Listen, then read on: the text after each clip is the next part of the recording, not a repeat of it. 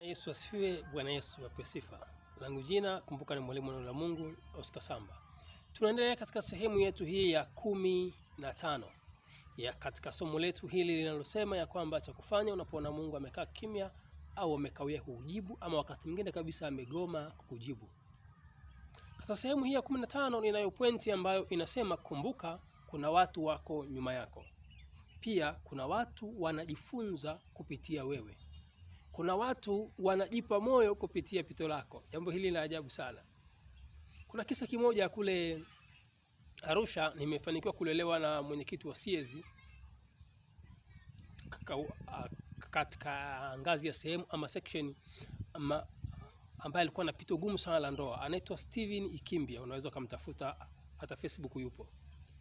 Akaniambia kitu ninachokishangaa ni kwamba mimi nina pito gumu la ndoa, lakini ndoa zenye mgogoro pale mtaani wanakuja kwangu na ninawasuluhisha na mambo yanakaa vizuri. Wakishaondoka najiuliza au after while najiuliza ni kwa nini people are coming to me while mimi nina shida ya ndoa. Hawaoni jinsi ninavyoteseka na mke wangu, lakini wanakuja. Ila cha ajabu, akiwaombea, akiwashauri, akiwapatanisha, ana nguvu ya ziada sana na watu wanapokea nini? Ushauri wake, and they are marching ahead. Kuna watu wanajivunia pito lako. Kuna mahali fulani ninapapitia kuanzia muda mrefu kidogo. Sasa hiyo Novemba iliyoisha, remember leo ni Oktoba ya tarehe 10.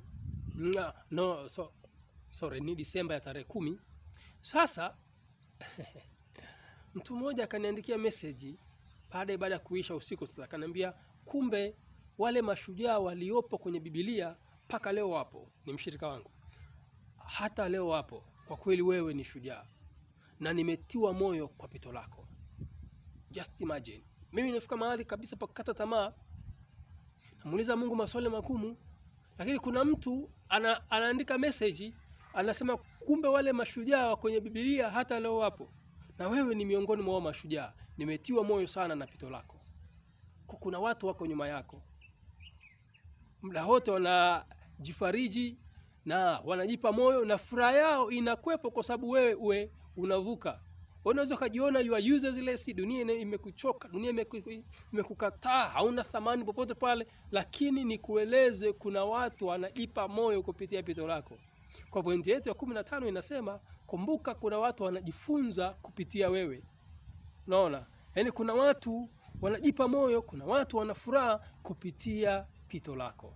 Kwa nikutie moyo ya kwamba endelea kujipa moyo, endelea kusonga mbele, wewe ni wa thamani.